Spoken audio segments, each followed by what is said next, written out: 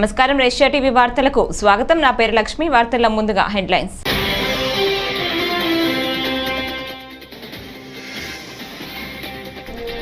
గూడూరులో మహిళలతో చంద్రబాబు నాయుడు ముఖాముఖి. ఏపీని పేదరికం లేని రాష్ట్రంగా మార్చేందుకు కృషి చేస్తానని హామీ.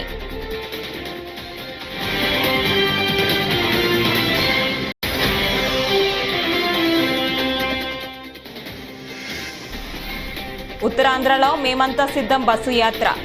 అనకాపల్లి జిల్లాలో బస్సు సీఎం జగన్ యాత్రకు ప్రజలు అడుగడుగున బ్రహ్మరథం.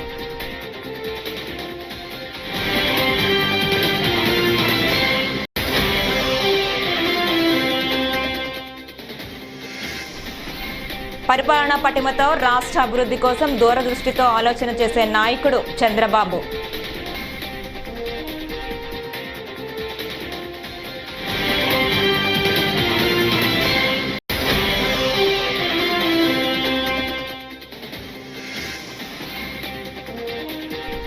కడప లోక్సభ అభ్యర్థిగా నామినేషన్ దాఖలు చేసిన AP Congress chief YS Sharmila.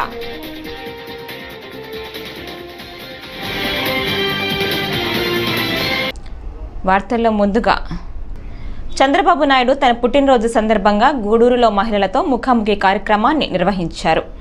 ఈ సందర్భంగా ఆయన మాట్లాడుతూ ఏపీని పేదరికం లేని రాష్ట్రంగా మార్చేందుకు కృషి చేస్తానని అన్నారు. జగన్ పాలనలో కుంభకోణాలు తప్ప ఏమీ లేవన్నారు. స్కామ్లు జరిగితే ప్రజలంతా బానిసలుగా ఉండాల్సి వస్తోందని పేర్కొన్నారు. అందరినీ మోసం చేసి ఒక్కడే ఉండాలనుకునే వ్యక్తి జగన్ అని విమర్శించారు. దీపం పథకం కింద వంట గ్యాస్ ఇస్తే దాన్ని ఆర్పేశారని దుయ్యబట్టారు.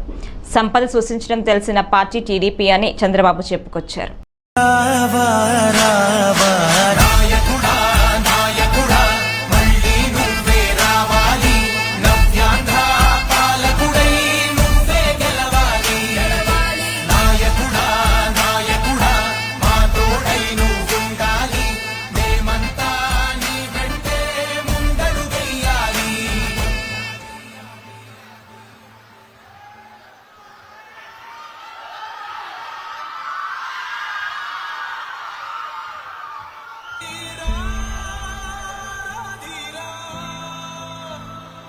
జన్మ సుకృతంగా నేను భావిస్తున్నా. మామూలుగా అయితే నేను ఎప్పుడు కూడా జన్మదినాన్ని పెద్దగా జరుపుకోను. నేను రాజకీయాల్లో 45 ఏళ్ళు ఉన్నాను. అయినా కూడా ప్రతి ఒక్కరు అభిమానిస్తారు. మీ గుండెల్లో స్థానం కావాలని కోరుకున్నాను తప్ప ఇలాంటి వేడుకలు కాదని మరొక్కసారి మీ అందరికీ విజ్ఞప్తి చేస్తున్నా. మీరందరూ ఒక్కసారి గుర్తుపెట్టుకుంటే ఈరోజు మన గూడూరు తిరుపతి పార్లమెంట్లో రేపు జరిగే ఎన్నికల్లో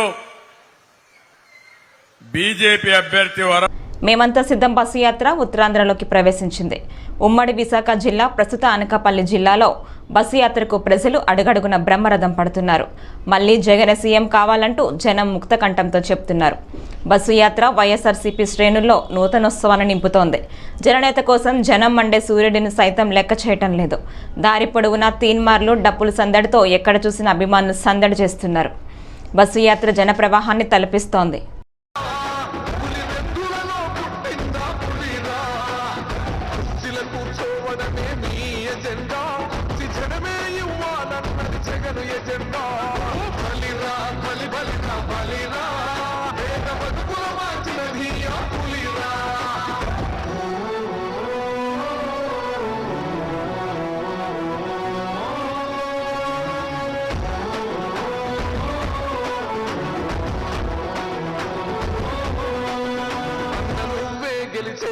యుద్ధం నీ జెండనే మా భుజమున మోస్తాం. ఎవడొస్తాడని ఎదురుగా చూద్దాం. వైసీపీ జెండన ఎగరేస్తాం. నీ పట్టు అనోరినో గుండెతో అన్నో. ఎవడొద్దు మాకు నువ్వు ఉండచాలన్నో. గుంపులు గుంపులు వచ్చిన ఎప్పుడు జెండలు జత కట్టడమే నీ ఎజెండో. జనగుండల గుడి కట్టడమే జగను ఎజెండో. బలిరా బలి బలిరా బలిరా పులి వెందులలో పుట్టిందా పులిరా. కుర్చీల కూర్చోవడమే మీ ఎజెండా. జనమే ఇవ్వాలన్నది జగన్ తీర్చను ఎజెండా బలిరా బలి బలిరా బలిరా వేద బతుకుల మార్చిన నీ పులిరా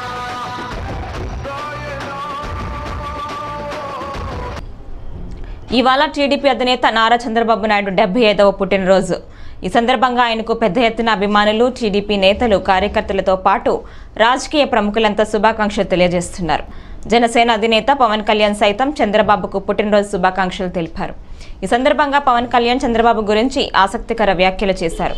రాజకీయంగా, పరిపాలనా పరంగా అనుభవజ్ఞులైన చంద్రబాబు గారు నిరంతరం రాష్ట్రం గురించే ఆలోచన చేస్తారన్నారు.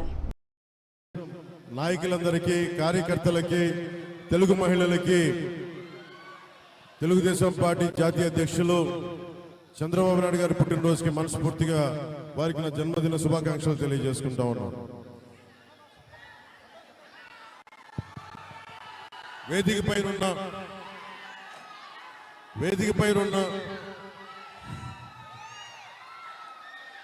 పైన తెలుగుదేశం నాయకులకి, పిఠాపురం నియోజకవర్గం నుంచి వచ్చిన కార్యకర్తలకి అందరికీ కూడా మనస్ఫూర్తిగా హృదయపూర్వక నమస్కారాలు. మనస్ఫూర్తిగా ఈ సమావేశానికి స్వాగతం పలుకుతా ఉన్నాం. ముఖ్యంగా వర్మ గారి అబ్బాయి గిరీష్ గారికి, ప్రజానాయకుడు, ప్రజల గుండెల్లో చిరస్థాయిగా కష్టం వచ్చినా, ఇబ్బంది వచ్చినా ఎప్పుడు వెన్నంటి ఉండే వర్మ గారికి మనస్ఫూర్తిగా నా హృదయపూర్వక నమస్కారం. అలాగే జనసేన నాయకులు తుమ్మల బాబు గారికి, పిఠాపురం నాయకులు జ్యోతుల శ్రీనివాస్ గారికి, మర్రెడ్డి శ్రీనివాస్ గారికి, కాకినాడ పార్లమెంట్ అభ్యర్థిగా శ్రీ తంగెళ్ళ ఉదయ శ్రీనివాస్ గారికి మనస్ఫూర్తిగా హృదయపూర్వక నమస్కారం. నా దృష్టికి తీసుకొస్తే కడప నుంచి లోక్సభ అభ్యర్థిగా బరిలోకి దిగిన AP Congress chief YS Sharmila కొద్దిసేపటి క్రితం నామినేషన్ దాఖలు చేశారు. వైఎస్ వివేక కుమార్తె సునీతతో కలిసి కడప కలెక్టరేట్లో రిటర్నింగ్ అధికారికి తన నామినేషన్ పత్రాలను అందించారు. అంతకుముందు ఇడుపులపాయలో వైఎస్ ఘాటు వద్ద నామినేషన్ పత్రాలను ఉంచి షర్మిల నివాళులర్పించారు. ఈ సందర్భంగా ఆమె మాట్లాడుతూ కడప నియోజకవర్గ ప్రజలు ఈ ఎన్నికల్లో మంచి తీర్పు ఇస్తారని భావిస్తున్నట్లు పేర్కొన్నారు.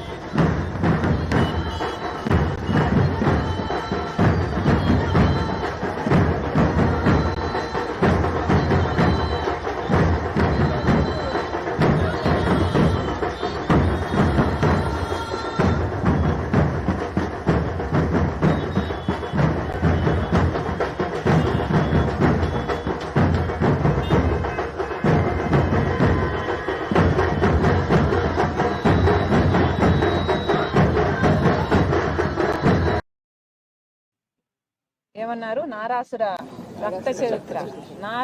రక్త చరిత్ర అని మాట్లాడిన వాళ్ళు, సాక్షిలో పెద్ద పెద్ద బ్యానర్లు, సాక్షి ఛానల్లో మారుమ్రోగించిన వాళ్ళు, అప్పుడు ఎలక్షన్లప్పుడు వాళ్ళు మాట్లాడొచ్చు, దాంట్లో తప్పులేదు. ఇప్పుడు 5 సంవత్సరాలైనా న్యాయం జరగకపోతే మేము గొంతెత్తితే, అది కూడా ఏదైతే సాక్ష్యాలు ఆధారాలతో సిబిఐ చెప్తుంటే ఆ విషయాలు మేము మాట్లాడుతుంటే మేము మాట్లాడడానికి వీల్లేదు అంటున్నారు.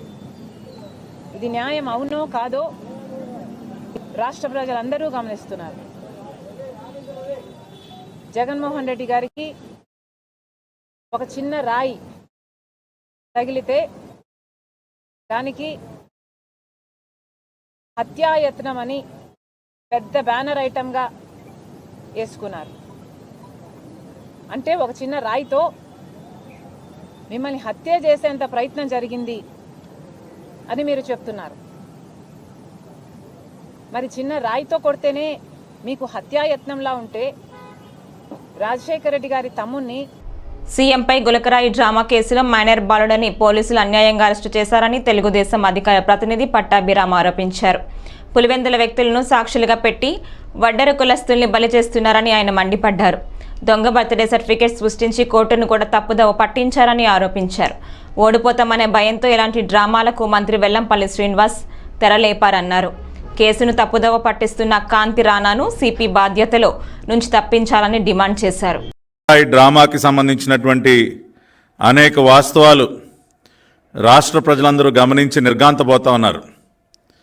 అంటే పూర్తిగా ప్రజల విశ్వాసాన్ని కోల్పోయినటువంటి ముఖ్యమంత్రి బరితెగించి ఎటువంటి డ్రామాలు ఆడుతూ ఉన్నాడో, ప్రజల్ని ఇంకా కూడా ఏదో ఒక రకంగా నమ్మించి 4 సానుభూతి ఓట్లు పొందడానికి ప్రయత్నం చేస్తున్నాడో, ఈ డ్రామాలన్నీ చూసి నవ్వుకుంటా ఉన్నారు. ఈ రోజున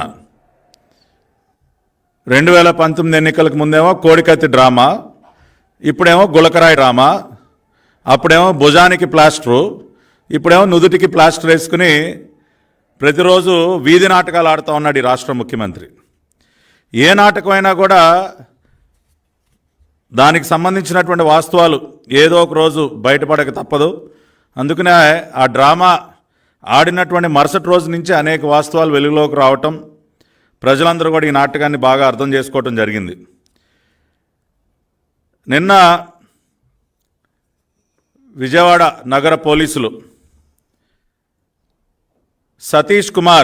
వేముల సతీష్ కుమార్ సత్తి అనేటటువంటి ఒక మైనర్ బాలుడిని, వడ్డెర కులానికి చెందినటువంటి ఒక మైనర్ బాలుడిని ఈ నాటకంలో బలిపశువును చేయడం కోసం అక్రమంగా అరెస్టు చేసి వైకాపా ఓ డ్రామా కంపెనీలాగా తయారైందని గూడూరు ఎమ్మెల్యే తిరుపతి లోక్సభ కూటమి అభ్యర్థి వరప్రసాద్ తీవ్ర స్థాయిలో మండిపడ్డారు. 50 ఏళ్లుగా ప్రజా జీవితంలో ఉన్నానని, ఇంతటి అవినీతి పాలన తానెప్పుడు చూడలేదని అన్నారు. వారి జన్మదినం ఇక్కడ చేసుకోవడం అన్నది కూడా మనకెంతో అదృష్టంగా భావిస్తున్నా. ఎందుకంటే చేదు తర్వాత తీపి విలువ తెలుస్తుంది. గత 12 సంవత్సరాలుగా జగన్మోహన్ రెడ్డి గారు కష్టకాలంలో ఉన్నప్పుడు నేను ఎంతో విశ్వాసంగా ఆయన దగ్గర ఉంటే చివరకు మొండి చెయ్య చూపించాడు. వారు ప్రతిసారి కూడా మాట తప్పునని చెప్పిన తర్వాత, నేను ప్రత్యేక హోదా కొరకు రాజీనామా చేసిన తర్వాత, దీక్షలు చేసిన తర్వాత నాకు మొండి చెయ్య చూపించిన మానవత్వం లేని జగన్మోహన్ రెడ్డి గారు ఆ పార్టీ చివరికి ఎలా తయారైందంటే ఒక డ్రామా ట్రూప్ కంపెనీ లాగా, ఏ మాత్రం కూడా ప్రజాస్వామ్యం లేకోకుండా అవినీతితో ఎలా తయారైందంటే మా లాంటి వాళ్ళు ఉక్కిరి విక్రైపోయాం. గత 5 సంవత్సరాలుగా వారు ఒకసారి అవినీతిపరుడుగా జైల్లో ఉన్నప్పుడు నేను వెళ్ళినప్పుడు నన్ను ఆహ్వానించారు.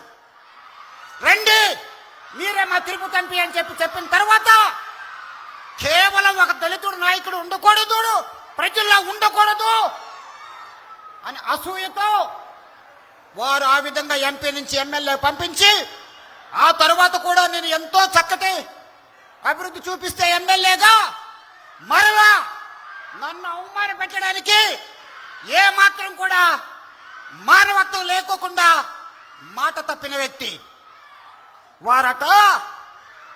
నాకు నామినేటెడ్ పోస్టులు ఇస్తారట. ఏమయ్యా, నేను ఐఏఎస్ లో చూడని పోస్టా? టీడీపీకి ఓటమి భయం పట్టుకుందని, అందుకే హత్య రాజకీయాలకు పాల్పడుతుందంటూ వైఎస్ఆర్సీపీ మహిళా నాయకురాలు వాసిరెడ్డి పద్మ మండిపడ్డారు.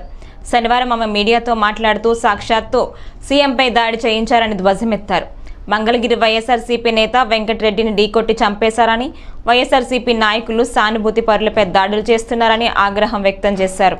సానుభూతి పరులపైన చేస్తున్నటువంటి దాడులు చూస్తుంటే ఏ రకమైనటువంటి ఎజెండాతో వీళ్ళు వెళ్తున్నారనేటటువంటి అర్థమవుతుంది. ఏకంగా చంద్రబాబు నాయుడు గారు పబ్లిక్ మీటింగుల్లో ముఖ్యమంత్రి గారి పైన రాళ్లతో కొట్టండి, దున్నపోతు అనేటటువంటి మాటలు ఉపయోగించడం ఒక విద్వేషపూరితంగా. ఓ పక్కన లోకేష్, మరో పక్కన చంద్రబాబు ఇద్దరు కూడా ముఖ్యమంత్రి గారి మీద ఒక దాడికి పురుకొల్పేటటువంటి విధంగా ప్రసంగాలు చేస్తూ ఉన్నారు, రెచ్చగొడుతూ ఉన్నారు కార్యకర్తలని, వాళ్ళకి సంబంధించినటువంటి శ్రేణులని. అంతకుముందే లోకేష్ చాలా స్వయంగా చెప్పాడు, మీ మీద ఎన్ని కేసులుంటే మీకు అంత ప్రమోషన్లు, మీకు అన్ని పదవులు అనేటటువంటిది. ఈ నేపథ్యంలో ఇవాళ జరుగుతున్నటువంటి దాడులను చూస్తే ఉద్దేశపూర్వకంగా ఒక భయోత్పాతం సృష్టించాలి అనేటటువంటి దానితోటి ఇవాళ వైసీపీకి సంబంధించినటువంటి బ్రహ్మరథం పడుతున్నటువంటి సందర్భంలో ఈ ప్రభుత్వానికి, ముఖ్యమంత్రి గారికి, జగన్మోహన్ రెడ్డి గారికి ప్రజలు బ్రహ్మరథం పడుతున్నటువంటి సందర్భంలో వైసీపీ నాయకులని దాడులు చేసి, హత్యా ప్రయత్నాలు చేసి నిలువరించాలి అనేటటువంటి ఒక దురుద్దేశం ఈ రోజున తెలుగుదేశం పార్టీ కార్యక్రమాలలో కనపడుతూ ఉంది. చాలా స్పష్టంగా ఇవాళ ఎవరైతే గెలవలేమనుకుంటారో, ఎవరైతే ఓటమి అంచున ఉన్నామని స్పష్టత వచ్చిందో వాళ్లే ఇట్లాంటి పిరికి పందల చర్యలకి పాల్పడతారు. మంగళగిరి టీడీపీ అభ్యర్థి నారా లోకేష్ తరపున ఆయన సతీమణి నారా బ్రాహ్మిణి ఎన్నికల ప్రచారం నిర్వహించారు. మంగళగిరి నియోజకవర్గంలో ఎన్నికల ప్రచారంలో భాగంగా మంగళగిరి మండలం ఎర్రబాలెం గ్రామంలో మిర్చి కార్మికులతో బ్రాహ్మిణి భేటీ అయ్యారు. కార్మికుల సమస్యలు, ఆర్థిక స్థితిగతులను అడిగి తెలుసుకున్నారు. తీసేశారు ఇక్కడ ఉండేవి. ఉన్నప్పుడు అన్న క్యాంటీన్లు పెట్టాం మేడం పక్కన, అవన్నీ తీయించేసారు. ఆ టైంలో వీళ్ళంతా ఫుడ్ తినేవాళ్ళు చక్కగా. అరే క్వాలిటీ అదంతా బాగుండేది. Okay good. అది తప్పకుండా నేను లోకేష్ సార్ చెప్తానండి, తప్పకుండా తీసుకుంటాను సీరియస్ గా. మార్నింగ్ టిఫిన్, మధ్యాహ్నం లంచ్ అలా ప్రిపేర్ చేసి పంపించేవాళ్ళం మేడం. అవును, పక్కనే చక్కగా వీళ్ళంతా వర్క్ అయినాక చేసేవాళ్ళు. అదే హ్యాపీగా ఉండేది. ఇప్పుడు ఏం చేస్తున్నారు? ఇంట్లో నుంచి పొద్దున్న తీసుకొస్తున్నారండి. కష్టం కదండి. మరి 9ంటికి ఇక్కడ రావాలంటే, ఇల్లు చూసుకోవాలి, పిల్లల్ని చూసుకోవాలి, వంట చేసుకుని రావాలంటే చాలా కష్టం. తప్పకుండా దాని గురించి నేను చూస్తానండి. సరే.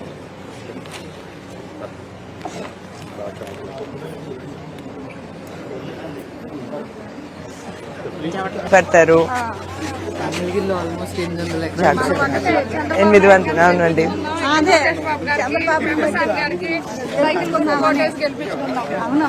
ఓకే, కలిసి మనం పనిచేద్దామండి. ఓకే, సరేనండి. Thank you. అందరికీ నమస్కారం. మీ అందరినీ చూడటం చాలా ఆనందంగా ఉంది. మీరందరూ చాలా ఆనందంగా ఉండాలి, సంతోషంగా ఉండాలి. అదే లోకేష్ గారి కోరిక. థ్యాంక్ యూ అండి. Thank you. అవునండి.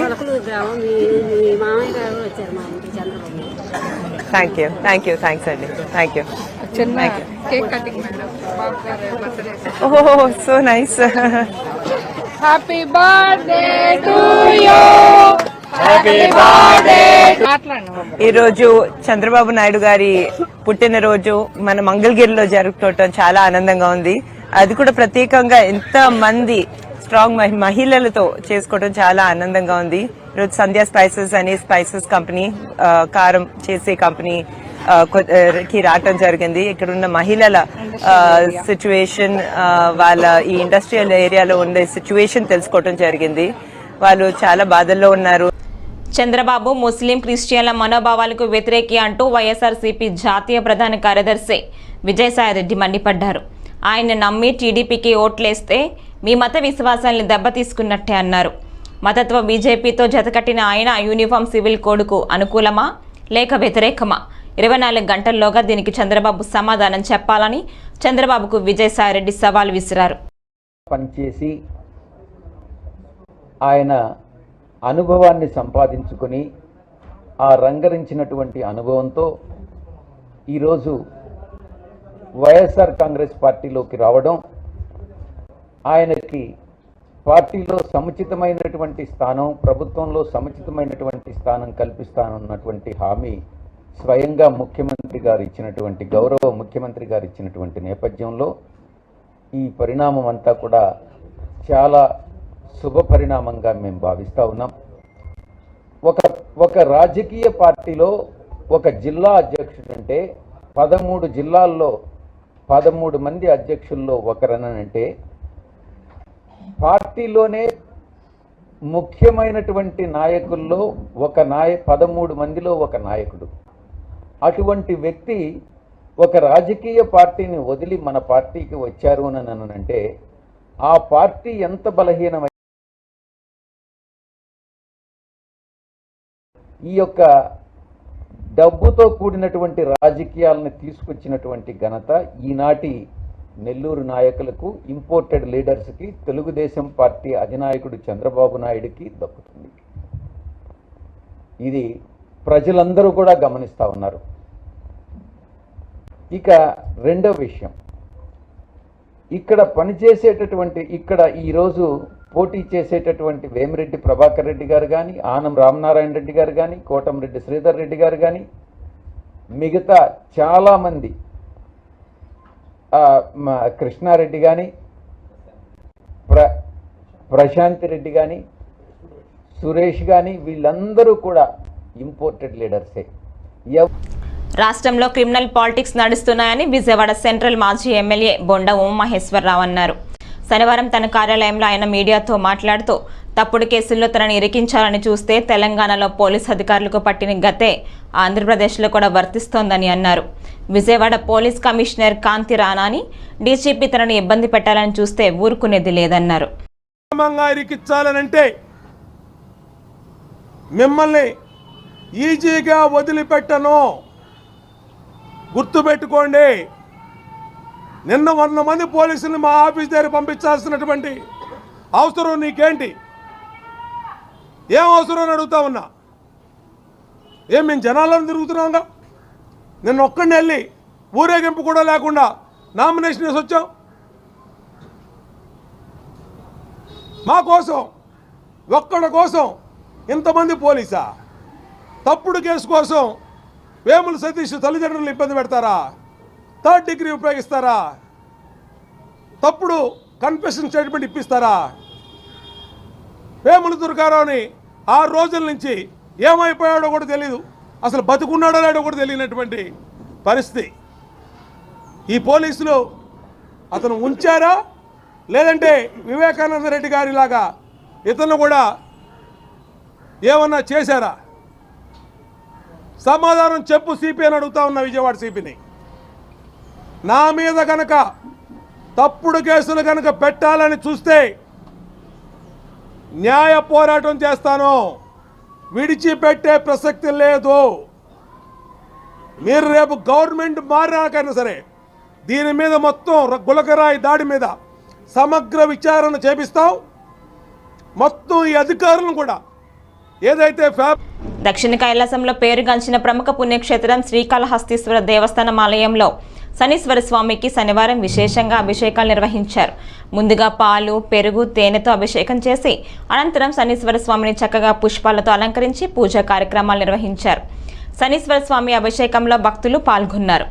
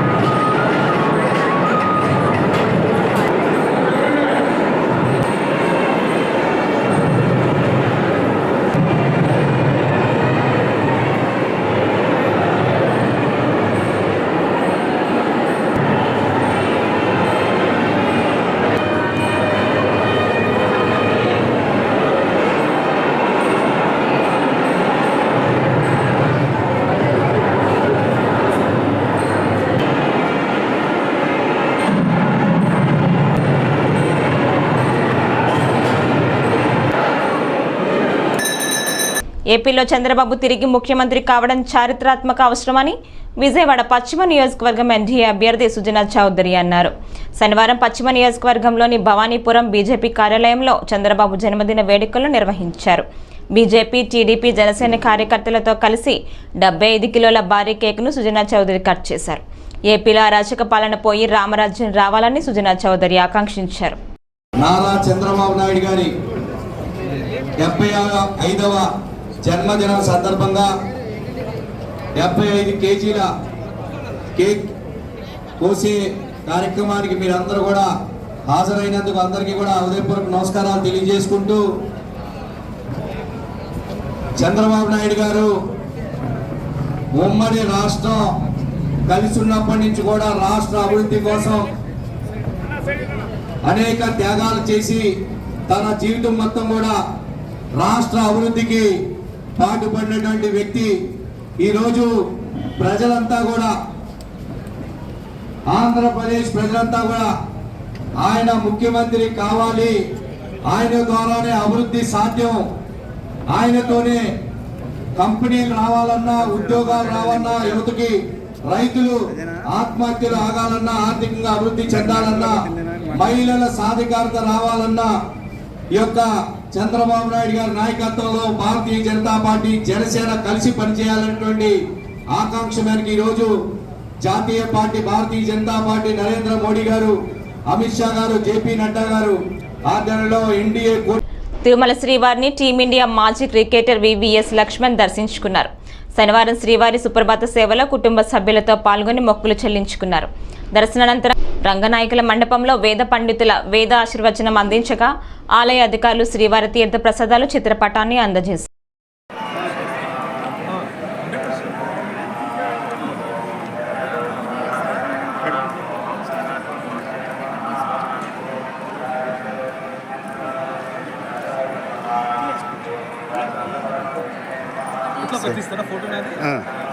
అటు తీసుకుందాం.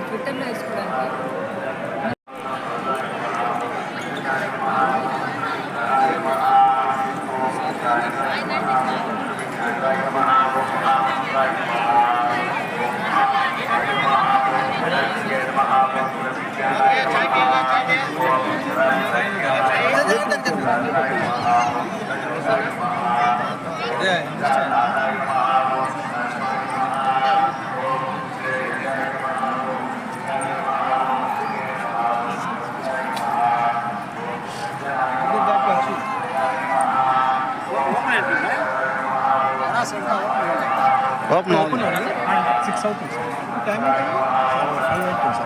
4:35 సార్.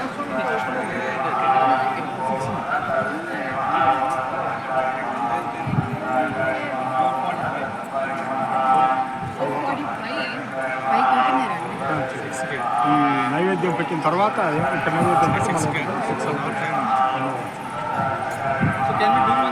సార్ ఇప్పుడు రూమ్కి వెళ్ళిపోయి 9 o'clock దర్శనం చేసుకుని ఇట్లా వెళ్ళిపోయి అది best.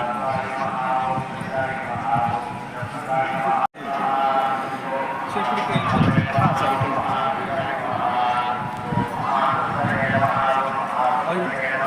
How would you? Very good. All the best. Thank you.